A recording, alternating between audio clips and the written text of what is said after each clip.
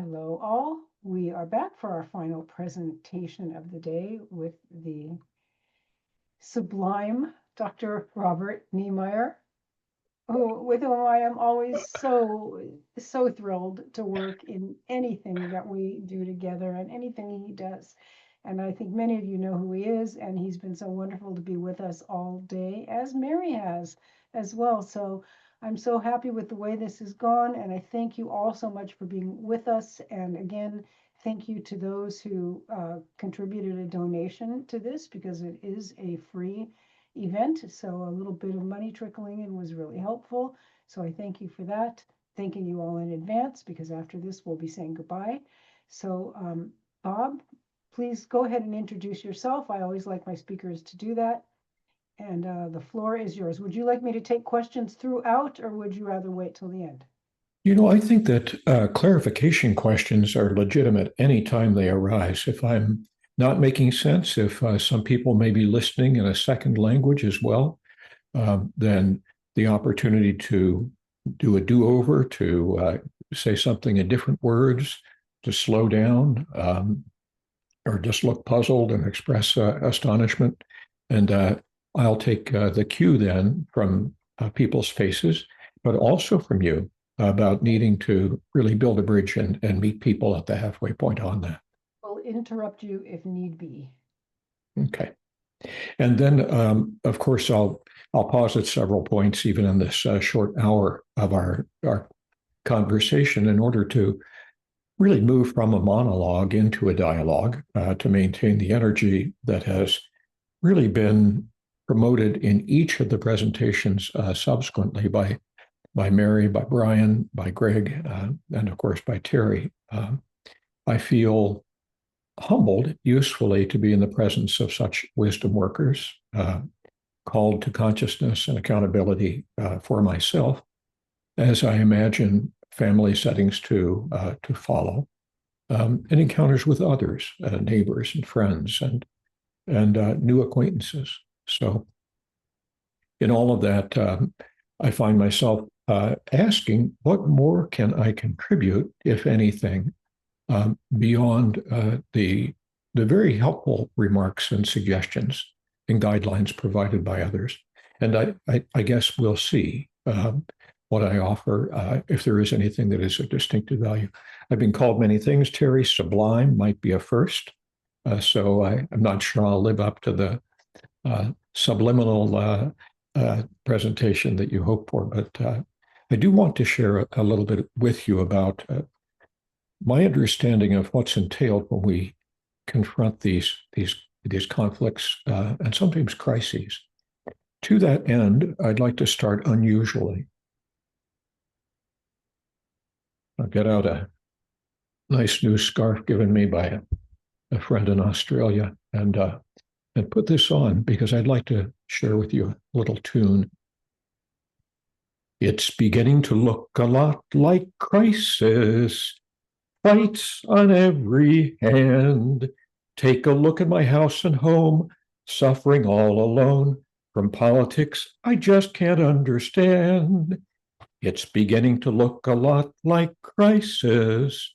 How to talk, what for, when the peace that you hope to see is the thing there'll never be at your own front door. Just to get through the years without fighting in tears is the hope of Barney and Ben. To just have a talk and to go for a walk is the hope of Janice and Jen. And all of us can hardly wait to get back home again. It's beginning to look a lot like crisis. But soon the bells will start. And the thing that'll make them ring is the mindfulness you bring right within your heart. Okay. Bravo, you're hilarious. That's Well, brilliant. let's take a deep breath, a diaphragmatic breath, of course, as we're reminded, and settle into this topic for one final hour of a monologue that will lean into a dialogue. What I will do is I'll share some slides because I'd like to share with you some work, a little bit of our own, and and a good deal of interesting work on the part of others who, like our speakers, have really engaged meaningfully in just the kinds of struggles and issues that we're addressing here today. And so, as we take a look at what's beginning to look a lot like crisis and attempt to deconstruct conflict that might occur during this holiday season, I feel a little bit like one of the characters in this Banksy painting, right? Cover me while I paint for peace, right? This is the kind of backup that we hope for. And my goal is to really start in a place that is not so contemporary, but indeed deeply historical, grounded in tradition. And here we'll go back really 1,500 years to Lao Tzu, the author to whom the Tao Te Ching is attributed. And in that book, which I've been rereading, 81 verses, some 5,000 Chinese characters, been reading bits of this each morning now for the last maybe 2 months.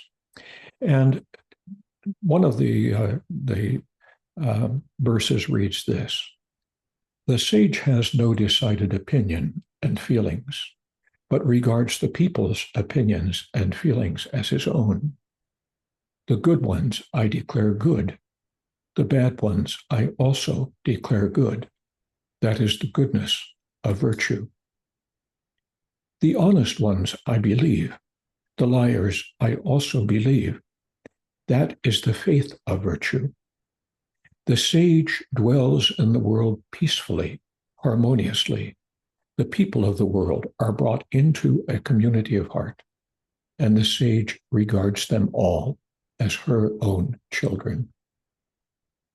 I think something of this spirit pervades the conversation we've been having today. It certainly was brilliantly intoned in Mary's Buddhistically framed experiences and recommendations, but echoes of it can be heard in many different quarters. And if we look at contemporary philosophers of a sense, philosophers of social science, or perhaps one might say the broadly psychosocial domain that is social constructionism, looking at how we collectively, immersed in language, attempt to construct and reconstruct our contemporary and historical realities.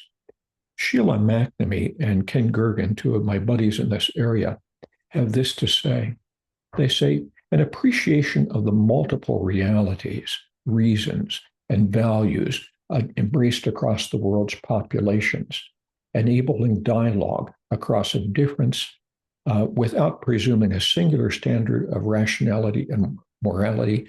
This is one of the key contributions of social constructionism, the recognition that we live in highly perspectival, highly distinctive realities. We're swimming in different seas of discourse, and we get wet in them. Sometimes we collide into one another as we're carried along in these rivers. A second contribution related to this that's quite practical is that social constructionism joins with Buddhism, Taoism, contemporary social science, social psychology, psychotherapy, in suggesting a rationale for relating to others with humility, curiosity, appreciation, creativity, inviting practices of dialogue that privilege listening, openness, and responsiveness over assertion. And so it is this kind of sentiment that I'd like to invite us to carry forward in the work that we'll be talking about here today. And I want to say something about one of the ways in which I got quite interested in this.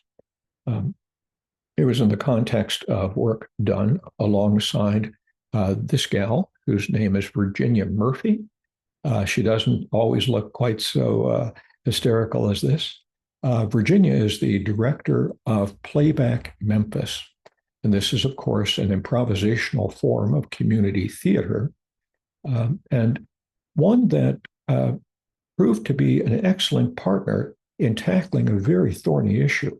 And that issue is, of course, the troubled history of relationships between communities and police, especially in the demonstrated or alleged inclination toward police brutality, the excessive use of deadly force.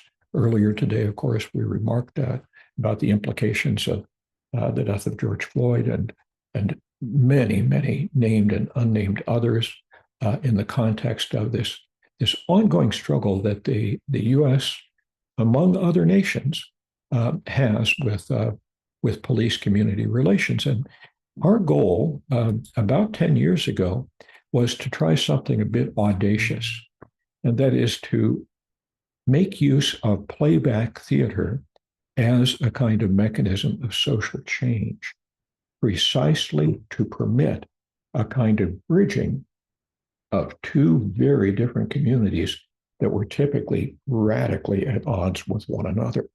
The cops and the robbers, the offenders, and the very people who put them behind bars. So these are communities that even when they're joined by sharing the same race, as in the case of in Memphis, Tennessee, where 65% of the population is Black, African American. Both police and the population are predominantly African American. But these are two entirely different communities, even when they share many life experiences. And so, in some way, attempting to bridge this kind of divide required some creative work. And that's where playback came in. The goal was really to transform the mutual enmity and suspicion, distrust between, on the one hand, the communities, especially the most impoverished and most crime-ridden community in the city of Memphis, and there are many such, and the police who attempted to impose some order and safety in this environment, but of course did so with variable success. Our goal was to use playback theater to promote connectivity between these two groups, and to do so through the process of empathic storytelling. So I want to tell you a little bit about this project and suggest to you its impact before we turn the channel to some other attempts at both local and global levels to bridge differences from which we might learn something for our own use in contexts like those talked about today. We want to consider then the use of theater as therapy, something that interests me a good deal. And the tagline for Playback Memphis is bringing stories to life and life to communities through that storytelling. This takes many different forms, but in its simplest description, audience members share personal stories. It may be brief vignettes of something humorous that occurred in the last week or so for a particular audience member who's willing to volunteer it. It may be something inspiring or something grievous that led to a feeling of deep sadness or unsettlement. And as the people then suggest these stories, actors step forward. These are both professional and community actors, well trained in improvisational theater. And without a script, they perform the emotional truth of that story, the essence of that story. And they may do so using metaphor, gesture, movement, music, dialogue that emerges in a kind of organic way. Again, unpremeditated. The director has only the role of calling for the story from the audience member, and then asking some questions to give it some dimension, after which the story is performed by the actors in brief vignettes. This culminates, however, in a couple of more extended tellings. And in these cases, an audience member will usually raise something that is close to the bone, and that they're willing to speak about in some detail. So, for example, an older adult who was a child um, in the crowd watching as Martin Luther King was assassinated at the Lorraine Hotel in Memphis. We tell the story of the riots that broke out in the town after that, the chaos, the fear that she had as a little girl experiencing that. Or a recent immigrant might refer to experiences of deep prejudice and depersonalization of her or a family member, the indignity that they had to suffer at the hands of others. And in this, then, the director might ask questions like, if your story were a color, what might it be? If your story were a published book, what would the title of that book be? And so in various kind of methods and metaphors, the person begins to shape a kind of story that can be enacted in greater length, maybe for 15 or 20 minutes. In doing so, the teller of the story is invited to select the actor who he or she would like to play themselves and play other significant figures. It might be a son who was murdered in an act of street violence. It might be that daughter from whom she's now estranged, or that spouse who provided critical attention to her at a time that she experienced profound traumatic loss. And it's interesting to me, as I have witnessed this work across the years, to note the frequency with which people choose actors unlike them in skin color and even gender. Choosing, for example, maybe a Black woman may choose a white man to play her part in the story because something about his personality or his smile she identifies with, and she thinks that he can do a good job of representing her. So even in these small acts, remarkable bridging starts to happen. It is a form of community-based participatory research that we engaged in. We're very interested in both using some quantitative methods, but principally qualitative methods to see what the impact would be if we were to implement the playback method in the context of these police-community relations. So here's what we did. We partnered with the Memphis Police Department, who initially suggested 5 police officers who would participate in the project. And we recruited 10 ex-offenders.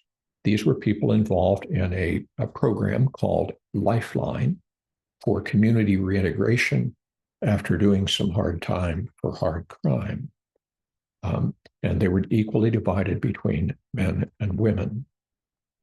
We then engaged them in a total of 22-hour sessions over a 2-month period. And they began with what we call peacemaking circles. And here we had the ex-offenders and the police, each separately study with a facilitator the principles of nonviolent communication, in a sense, preparing for an encounter that could easily become contentious. They also had frank discussions about their life experiences, the conflict and distrust they had in relation to the other, meaning for the ex-offenders, their experiences with cops, and for the cops, the experiences with offenders. In a second phase, then, within this 20-session model, we trained people in playback theater. We trained the police and the offenders to perform one another's life stories. This was very interesting work. Of course, it entailed teaching them rudimentary forms of theater, of self-expression, of collaboration with other actors, again, in an entirely improvised and instantaneous enactment that would follow the storytelling. So no time to back off and consult scripts and have a director give you cues. You're on, along with the others, performing the life. of the one who you historically, across a lifetime, have felt to be your antagonist. And then in a third step, it evolved toward public performances that allowed people essentially to promote greater community engagement as those same police and offenders joined together, sometimes along with other playback professional actors, to perform spontaneous stories of the community. And I'll tell you about one very special community that they served in this way as a function of this work. What I wanted to do was to just convince you, if I can, that shift happens in the context of this. One of the measures we used was called the allophilia scale, and that's simply the Greek for love of the other. And what we saw is that for both the ex-offenders and the officers, and these are correspondingly the blue and green lines here, you see a substantial increase in allophilia, that is, in positive evaluations of the other side across the course of these 20 weeks. It was remarkable. So much so that not only did it show up statistically, but it would show up on street corners. So again, this would be a part of town, Fraser, it's called, very high violence, a lot of crime, a lot of boarded up shops, considerable problems with poverty, of course, high degrees of drug use and sales.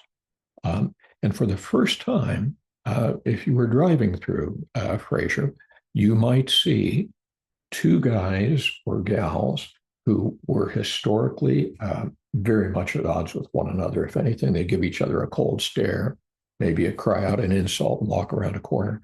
And now they were saying, "Hey, brother, how you doing?" And they would come up and they'd hug each other, clap their backs, they'd laugh, they'd tell stories. The community thought that both of them must be crazy to experience this, but it began to change the culture of that community, and most especially the culture of the police academy, so that the use of playback became integrated into the professional training of the Memphis Police Department in order spontaneously to dramatize the stories of the very community members with whom they would often otherwise be in conflict. This was a remarkable experience of building empathy for the other. And of course, the people performing those stories are the ex-offenders, training the police what it's like to be them. But this went in both directions, as I'd like to say a little bit more about. I'll mention here, just by way of in passing, that we did a second larger replication of this study. And in this case, the police department was so impressed with the impact of the first round that rather than picking 5 officers who they figured would be pretty cooperative with this strangely humanistic intervention, they picked 20 officers who they said really needed the intervention. These would be the ones who were most often written up for problems in relation to the community and who had the worst reputations. The results were exactly the same. And to give you just one description of this, I remember watching as both a student of mine, Melissa Smigelski, who we had involved in the project, very compassionate young woman, very spiritual young woman, taking part as a playback actor alongside a couple of the professional actors and one of the offenders or ex-offenders taking part in this Lifeline program. As they performed the story of a police officer, as she related a call that she received early in her tenure as an officer. It's a story that, as she told it, moved her into tears and moved others listening into tears, including the offenders. It was a situation where they received a call about gunshots in a house, altercation within a family.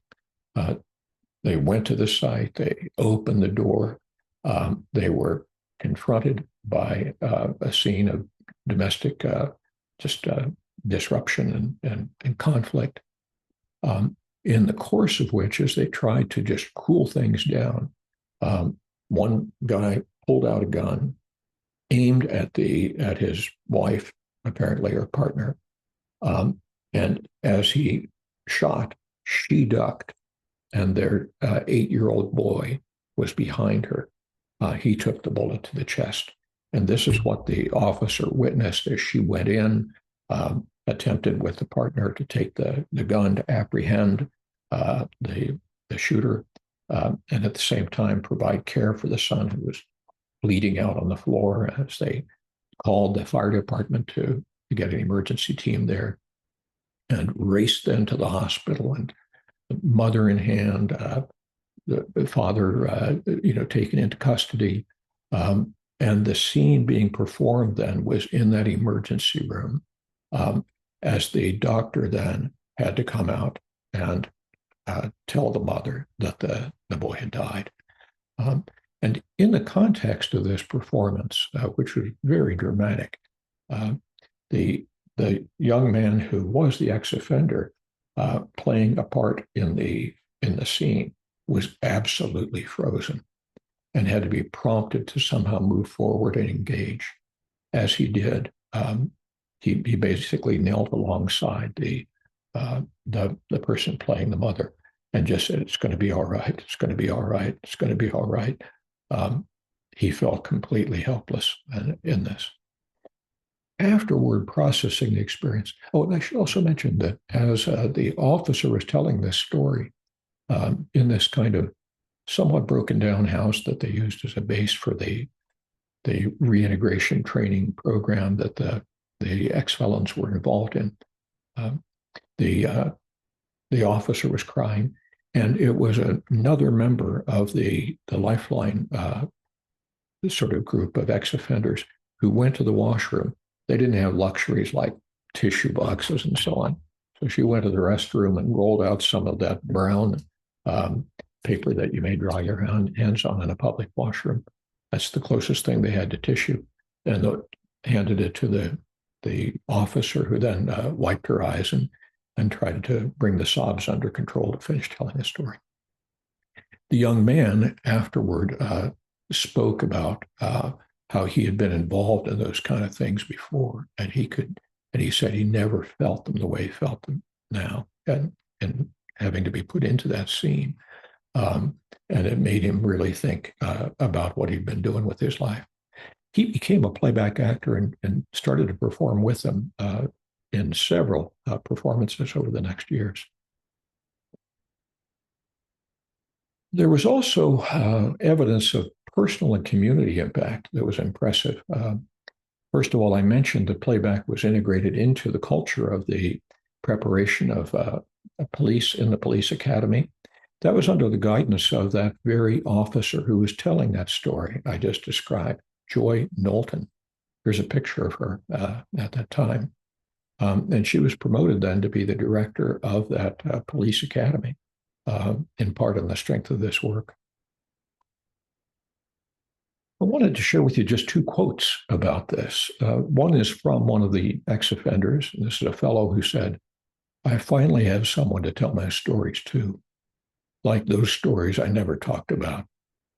And for somebody to actually sit there and listen to it, because when I talk, I think about it, and that solves it more. All the stories that I've told, I don't have to think about them as often as I used to." And one of the police officers said, playback brought out a lot of emotion to the table for me, because we told some stuff we probably wouldn't have told regular people. Playback changed my heart about a whole lot of stuff. This, I think, is some of the power of this kind of evocative, whole-bodied, emotionally attuned, performative retelling of life stories of trauma and loss in a way that supersedes even the very greatest differences and fault lines that separate people within our broader culture, to deadly effect and to very good and humane effect. it managed to build a bridge across those chasms of difference. Remarkable project, really, and I commend all of those who were involved in it. I also wanted to introduce you to another psychologist. I'll introduce you to a few. This is Kirk Schneider, and Kirk is one of the leading humanistic existential psychologists in the United States. He's been in prominent leadership roles in the Organization of Humanistic Psychology for a long while. And he's been doing a lot of work ever since about 2016, for some reason, on the polarized mind. And he's written a book on this topic based on research that they've done.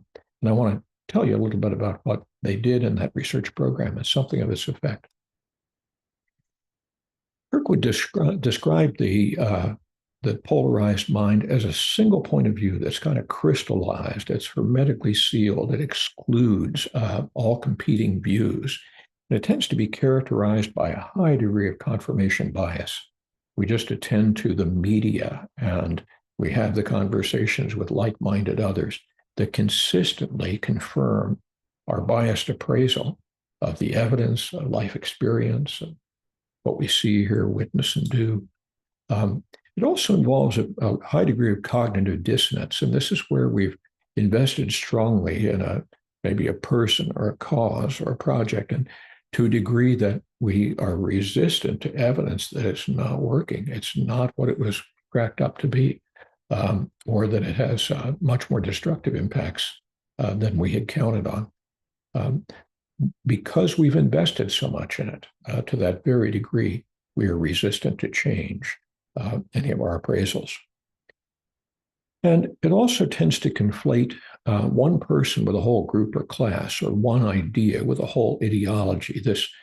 A tendency then toward global appraisals of communities and positions in a way that typically positions them in contempt, recognizing that contempt is among the strongest of positive emotions, positive not for their impact, but positive because it implicitly, when we hold another in contempt, another party or person, we elevate ourselves accordingly.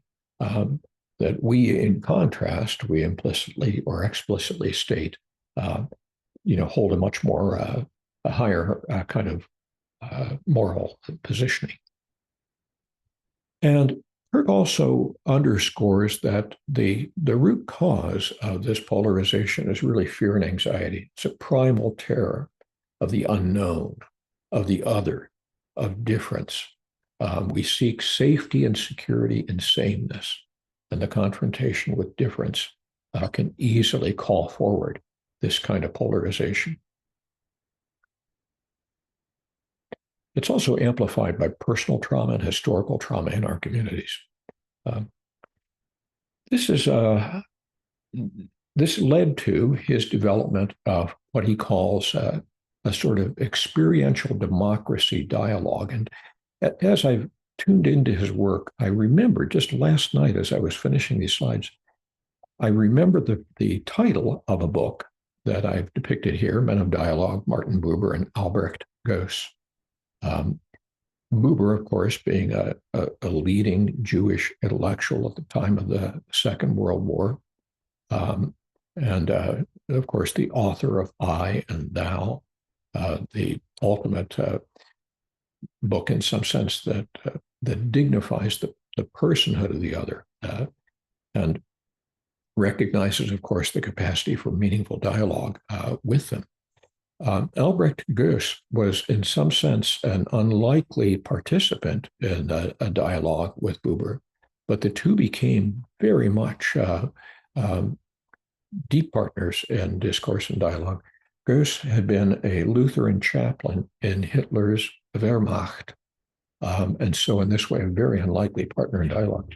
So I went to my bookshelf, and of the maybe 4,000 books that I've given away over the past decade as I made various moves, I was able to find this one that I bought myself and read 50 years ago, fully 50 years ago.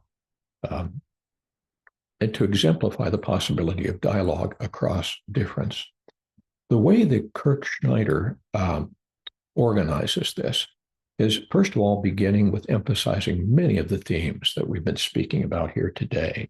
The idea of respect, openness, curiosity, the seeking the prospect of a kind of common ground, to use Greg's terms. The goal, of course, of dialogue is to understand others, to learn something of value about who they are, what they've been through, how it leads them to the positions they take. The goal is not to persuade, convince, or win an argument. And they begin this work before they bring the two partners in dialogue together. What they attempt to do is to have each visualize the other person with a differing view, mindfully identifying the thoughts they might have, the bodily sensations they might have, and in Kirk's evocative language, dreaming into the other's humanness, their personal story. Maybe they too, despite voting for the opposite party, they knew the heartbreak of having their favorite cat die in the context of the COVID pandemic, for example. Each partner then is given several minutes to describe formative events, sort of critical turning points or stories that led them to adopt the position that they're advocating. So this is an attempt to historicize a person's claim, to contextualize it. It's not just simply an aggressive assertion. It arises from lived experience that makes that same assertion compellingly valid for the person who holds it. Each then mindfully and, as Kirk says, heartfully speaks to their side of the issue, followed by the opportunity, again, coming back to Greg's good work, for the partner to paraphrase and then ultimately to receive correction for that paraphrasing by the other. So several minutes are spent doing this at each conversational turn. An interesting twist is that Kirk also then asks each person to consider the negative stereotypes that the other side imposes on them, and to speak to what feels false about those stereotypes as they apply to us, others in our family or group, and then also to acknowledge those nuggets of truth that validate the stereotype, in some way to own what Carl Jung might call our shadow self at an individual or a collective level. Each one is then asked to think deeply and to ask one honest question of the other. An honest question, of course, would be one that is not a gotcha question. It's not an attempt to position the person in a kind of vulnerability that we can take advantage of to win the argument. But it is intended to be as deep a question as that we feel we can ask on the basis of what we have learned. And then each will engage in being both the questioner and the answer of that question. The process concludes with a reflection on their discoveries, what they discovered about the other that surprised them, what they discovered about themselves, and what they discovered about the relationship, which is very interesting. And more time is taken with this because this kind of moving into a position of moving from antagonism to exploration of a possibility is, of course, the goal of such a dialogue. And what research has demonstrated is that nearly 80% of people walked away from it saying, well, I better understand where this person is coming from compared to before. And 2/3 of the people spoke about feeling less estranged from them. You know, I may not agree with everything that he, she, or they say, but I kind of get them as a human being. And this is what makes possible some of those relationships across difference such as those that Greg was talking about with his buddy Mike, on different sides of the Democrat-Republican divide. The list of psychologists and others doing this work is growing, and I'm very happy to see it. Another person whose work here, I think, is a very interesting contribution from the similar kind of Buddhist perspective that Mary lives daily in her outlook and conversations and teachings, including to us, is the Buddhist inspired work of Polly Young Eisendrath. And I've worked alongside her in some projects around grief, working, for example, with Beth Israel Hospital in New York and doing a kind of community therapy for loss, where we would have 20 people from diverse walks of life, few of them Buddhists. They may be secular Jews, they could be fundamental Christians, they could be atheists of various stripes, and all manner of world spiritualities coming from New York, as you can imagine. And then we would do a project called the Mustard Seed Project, based upon a kind of Buddhist sutra or parable. And while Polly and I were leading the group, it was being co-led by a Buddhist monk named Chodo, who was a very attuned guy. And what we were doing is fostering a kind of deep dialogue about loss. She does this particularly in couples therapy. And so she calls this dialogue therapy, and real dialogue then as a method for bridging differences. You can go online and learn much more about this work. Again, just you might note her name, Polly Young Eisendrath, as a hyphenated last name, on Real Dialogue. And you'd see something that represents not so much the humanistic, but more Buddhistic approach, oriented along similar lines to Kirk Schneider's processes and procedures. Another interesting fellow is an old personal construct theorist. I'll say more about construct theory in a moment here to close. But this is a social psychologist, one-time buddy of mine. Haven't seen him for a lot of years, but I sometimes follow his Substack. And his name is Michael Mascolo. And so he has just finished a book on bridging political divides, also based on his experiences in fostering such bridge building. And what he does is he facilitates what he calls collaborative problem-solving sessions with people who have radically different political agendas. But what he does is he grounds them in some issue, an issue that is of a common relevance. Maybe it has to do with racial problems with the police, like in our work with playback. Maybe it has to do with the legitimacy or illegitimacy of capital punishment as a way of dealing with the reality of sometimes very difficult crimes. Maybe it has to do with whether or not you're going to have school uniforms in your community for a particular program. Maybe it's a charter school. And what he finds is that it's quite possible to work toward a common ground, a kind of common set of recommendations based on these shared concerns. And this is work that has, of course, taken on greater and greater relevance in an era of increasing American authoritarianism. And he sees this as a way of undercutting it, not by challenging the authoritarian or dictatorial figure or figurehead, because what he finds is that the authoritarians themselves are beyond reach. Dialogue is simply impossible.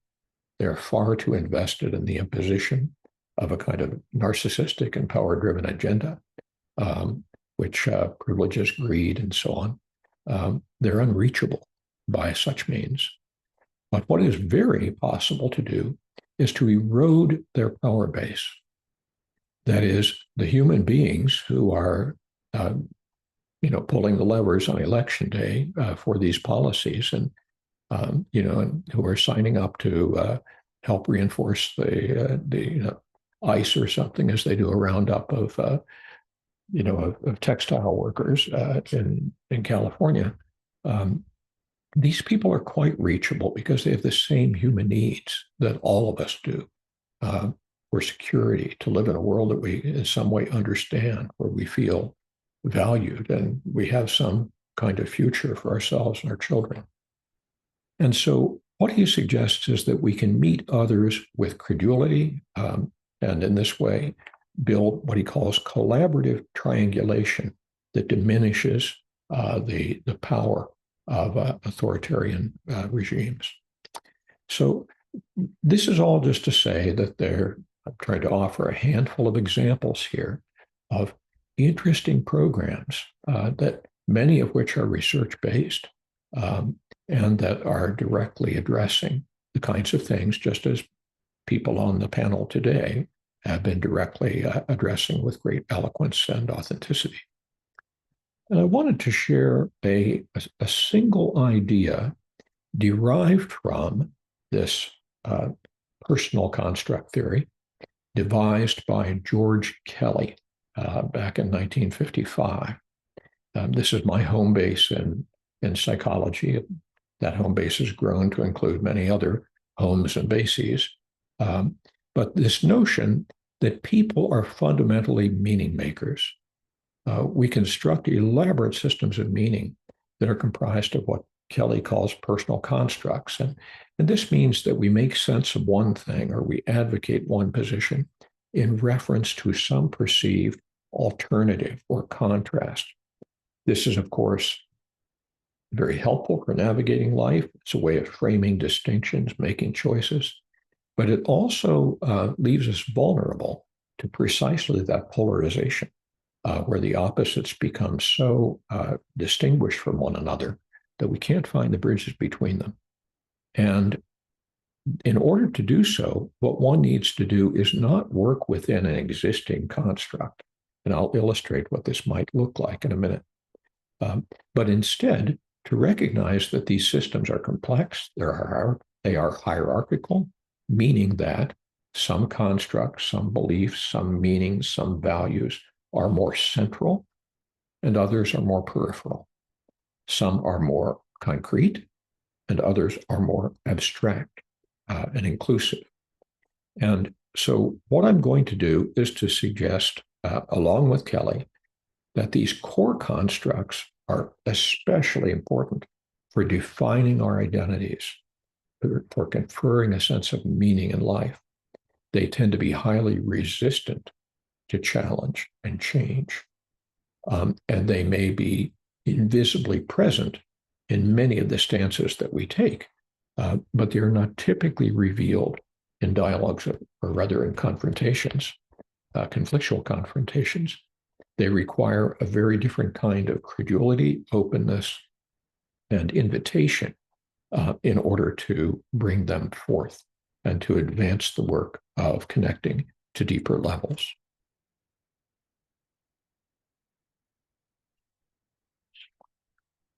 So let me demonstrate that briefly. And here I'll use myself as a case study, using one personal construct method among many. And it's one that I might invite you guys to try out for yourselves after we conclude our time here together in 10 minutes or so. If we take a particularly divisive issue that is playing out on the contemporary scene, and just some concrete expression of it, of course, there are 100 things that nominate themselves in the current circumstances, but one such would be the advocacy of punitive tariffs directed toward countries other than our own.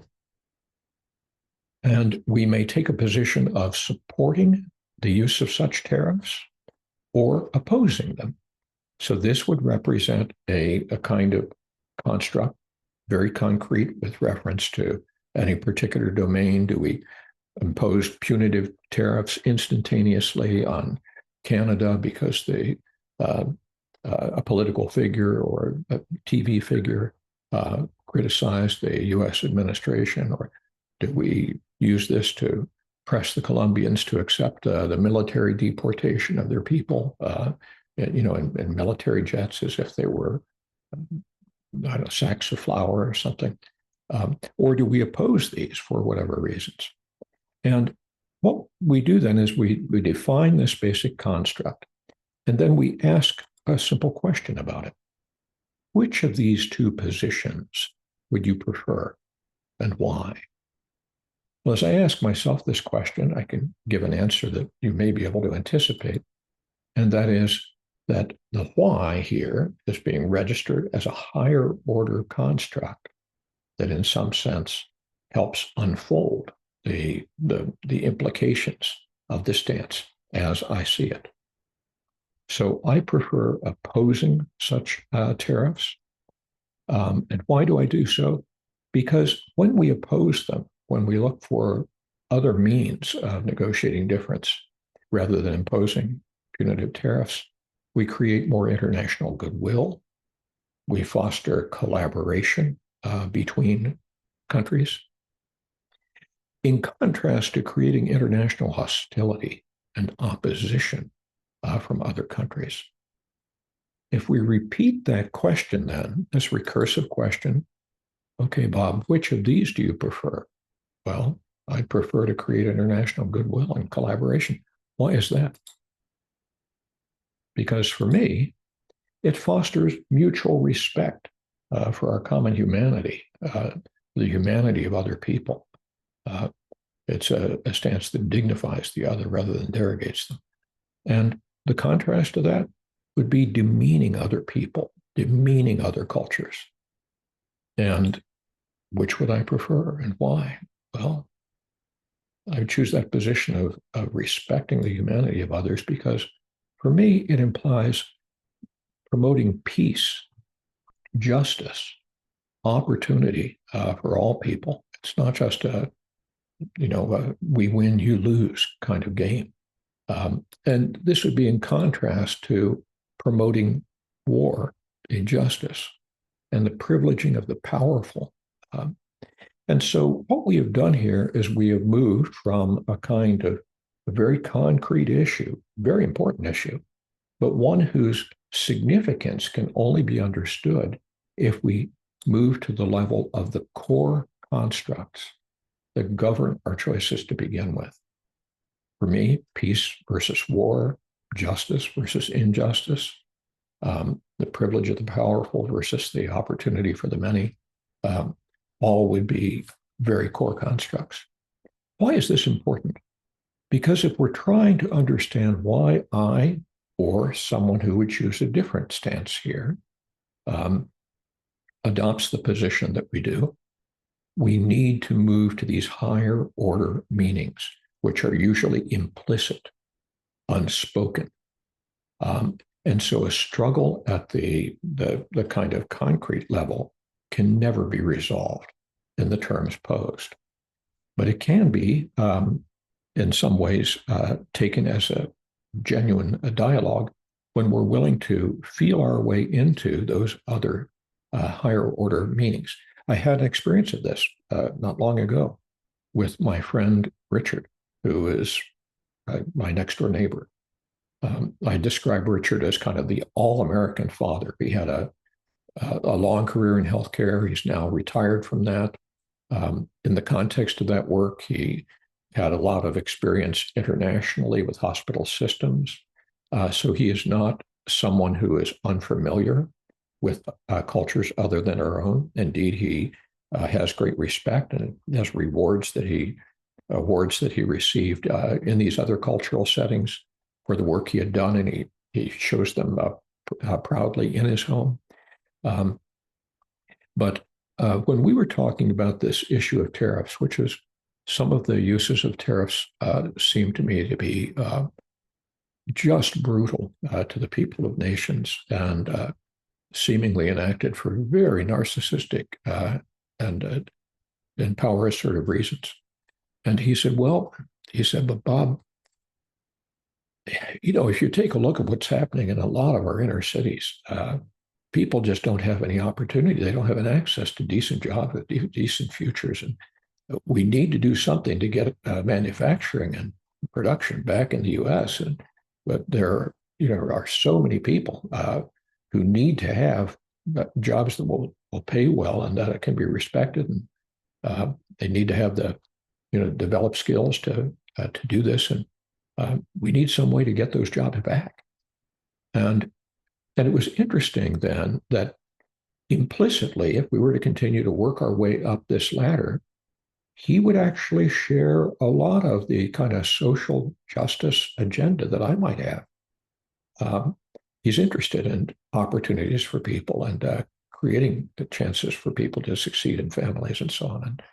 And the ways of going about it are different, but the goals converged to a surprising degree.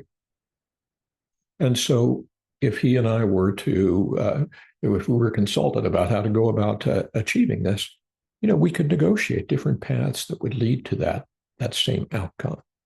And I think that if we have something like this in mind, where we may not have a pencil and paper, we're not necessarily writing it down, but if we feel our way into the higher order implications of the person's stance, what makes that such an important issue? I hear the passion you have about that.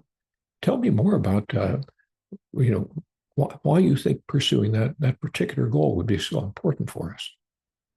So we're not challenging the legitimacy of it. We're genuinely curious. Okay, and that would be in contrast to what, Richard? Well, just kind of letting the cities continue to deteriorate.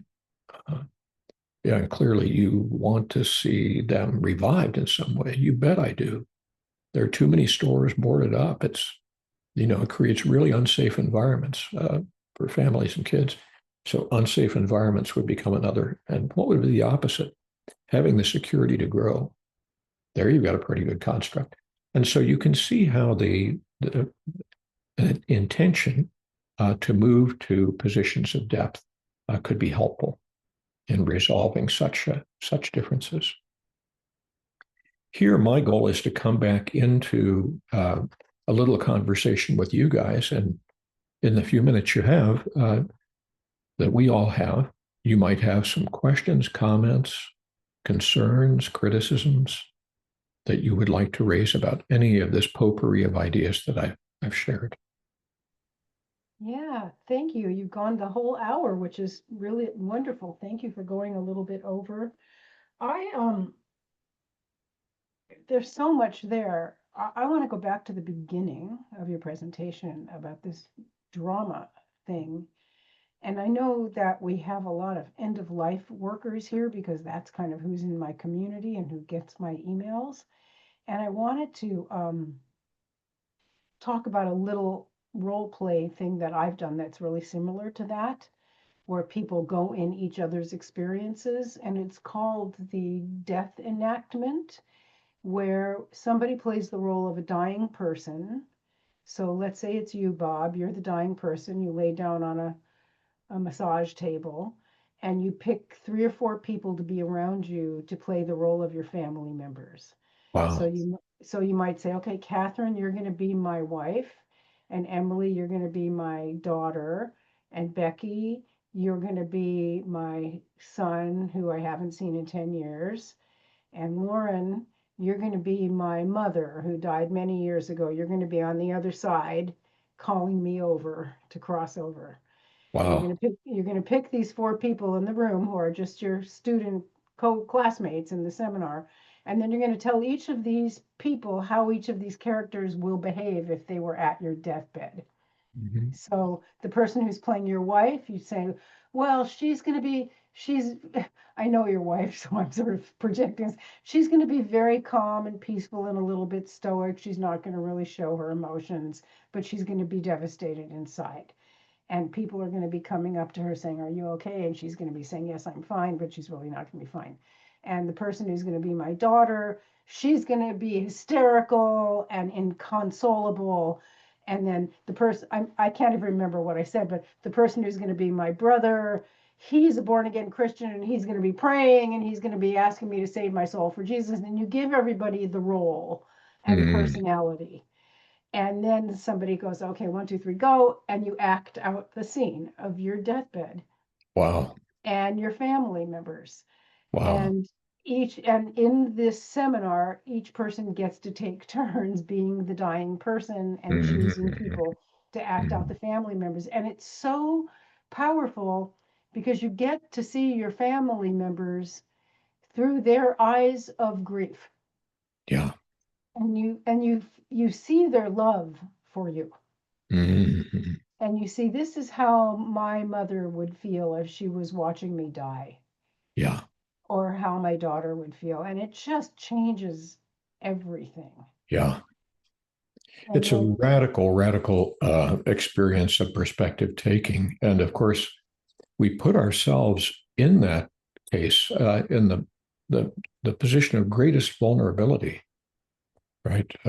In some ways, we're casting ourselves at this critical moment when life is spinning down and we're about to shuffle off the mortal coil and we're watching this drama unfold. And it has to foster a lot of discussion about what we feel and what we fear and what we hope for, and um, maybe understanding the perspectives of others involved with much greater clarity. Um, Even if yeah, they don't perform our others, our relevant, significant others, just as they would be, even the contrasts can be instructive. Like actually, my brother would be a lot less generous in his prayers than you were, and so this can be a really potent thing, and I imagine as well for the people who are playing those parts. done it as training for our hospice volunteers, Wow. so that they can feel like what it's like to be at the bedside of a loved one who's Mhm. dying. I haven't had many opportunities to do it, but the few times I've been able to do it, it's just been quite powerful for them. It's a wonderful, it's a fantastic exercise. And it makes me think, listening to everything you said, like taking this down to actual practical application. Wouldn't it be great if we could go to Thanksgiving or Christmas dinner with their families and get everybody to role play and say, hey, Uncle Ron, let's sit down and have a conversation. I'll be you and you be me, Yeah. and let's have some fun with this. And I'll talk about, how much I hate the immigrants, how they're taking our jobs and raping our women, and you can be me.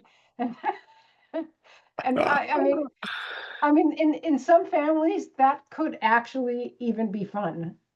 Yeah. It would be risky though. I actually do something like that.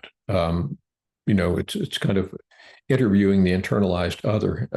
There's a formal name for it in the context of couples therapy, where couples come in conflicts of all sorts.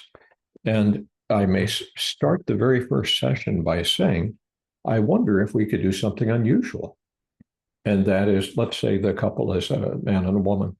If we could have you, George, play Mary's part, and Mary, you play George, and then I would turn to George and say, so Mary, uh, what do you think the difficulty is in this relationship that makes you want to come in and do some therapy around this? And then George, as Mary, has to fumble out a response, and of course, as he does so, then Mary, rather than in the typical case, enacting herself when the husband's speaking, she's rehearsing her counter arguments right there. She was getting her ducks in line to, you know, Of course. undercut him. But when he's enacting her, then she's intensely interested.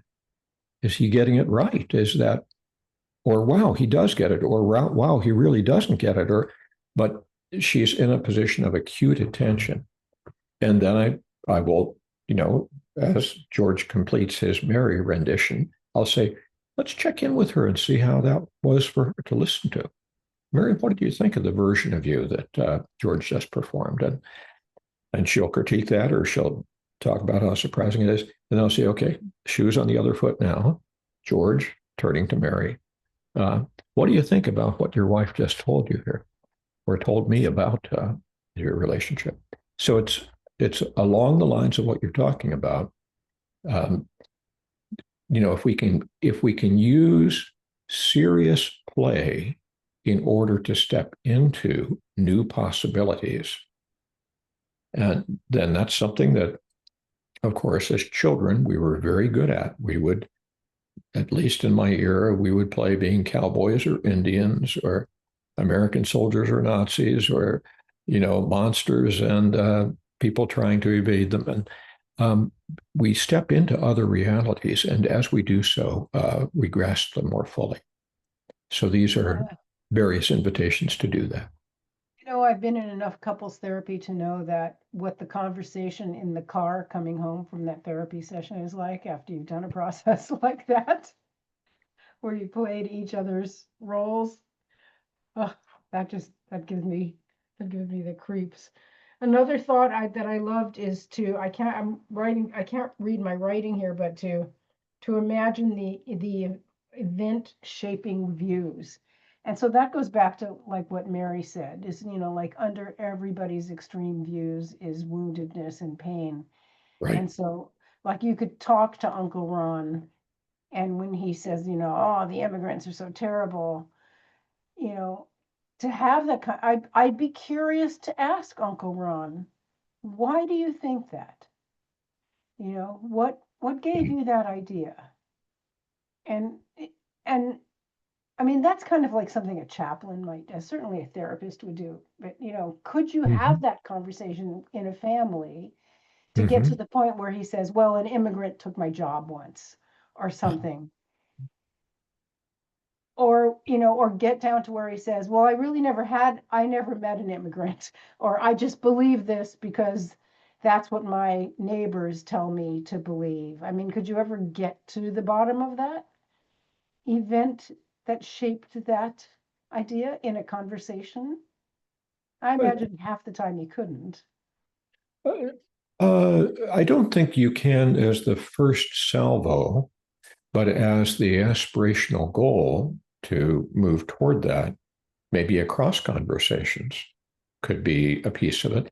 I mean, even for Kirk Schneider, who uses that idea, he's introducing that that's about the third or fourth round of the conversation. So it's not Yeah. the first pop out of the gun necessarily. Right. And yeah, you'd have to have his consent, as Janice says. But I can also see it being combative. So Uncle Ron is sitting at the table going, "Rah, immigrants," and I would say very combatively, have you ever even met an immigrant? Have you ever even talked to anybody from Guatemala? I mean, that would be me. And that would be time for me to leave. Right. And that would be time for me to use all the techniques we've learned today to not come at it from that angry, combative place. Because I Right. know he's never talked to an immigrant. He's only looked at them standing in the Home Depot parking lot from a distance full of judgment and bias. I wonder if we have additional comments or questions or concerns Yeah, on the sorry, part of I'm any of the monopolizing the audience. conversation. No, it's a very useful start. Our group has dwindled down. We only have 13 people here, so it's been a long 13, day. Any 13 comments, loyal anybody? folk engaged. Any thoughts, final comments before we say goodbye for the day? I I do. I Yes. do. Sorry, I know I've been blabbing a lot in the chat. No, you've been I would great. recommend the book Calling In: How to Start Making Change with Those You'd Rather Cancel, and it's by Hmm. Loretta J. Ross. And it's just a wonderful book that I think everyone in this group might appreciate. And thank you so much, Dr. Neimeyer. That was a fantastic talk. Well, thank you, Janice, for that kind remark and for that wonderful resource. I also have bumped into some of that work and found it to be very instructive. Instead of calling people out, let's call them in. Right. Go ahead, Suzanne. CE people, you can go. We've hit our time thing. And well, Valerie is raising her hand, I Oh, think. Valerie, I'm sorry. Go ahead. Or is she waving And goodbye? but if you Which are you can, doing? I was just waving goodbye. I have to go, but thank you so much. It was really great. I'll be taking some of this back to my colleagues and was obviously some good points for them for getting through the holidays as well. So thank you. all right. All right, well, I hope you all have, anybody traveling for the holidays, getting on a plane, going anywhere? Anyone? I've got family coming to me for a change, which is nice. Oh, good. Oh, that's really nice. All right, well, I'm so glad I don't have to go anywhere. So whatever you're doing, take good care of yourself. Thanks for organizing this, Terry. You throw a good party. Oh, well, thank you. One of my earliest books I ever wrote in 1994 was called When Good People Throw Bad Parties. All It's out of print. You might be able to find it somewhere. right. All right. Well, Fun Thank note to you leave all very down. much. I'm sorry my picture never showed up, but I've been here the whole time. And I was Okay, with well, Bob Neimeyer last week. This is Josephine Bob. oh, it's good to hear your voice well, nice once to more. Yes. have you here, everybody. Thank Thank you, you. thank you, Well, thank you. Thank ta-da, you, ta-da. everybody. That was great, Dr. Terry. We appreciate you.